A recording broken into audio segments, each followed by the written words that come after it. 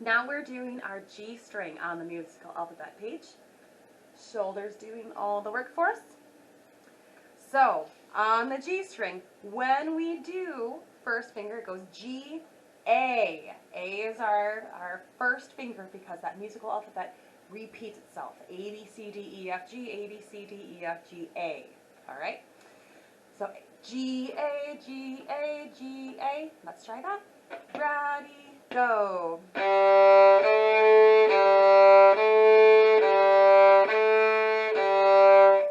Good.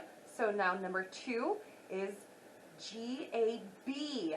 Second finger on the G string is B. G, A, B. So G, A, B, A, G, A, B, A, G. Let's try that. Ready, go.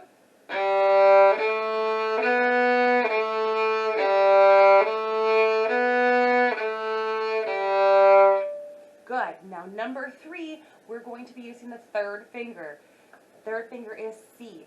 G, A, B, C. G, A, B, C, B, A, G, A, B, C, B, A, G. Let's try that. Ready, go.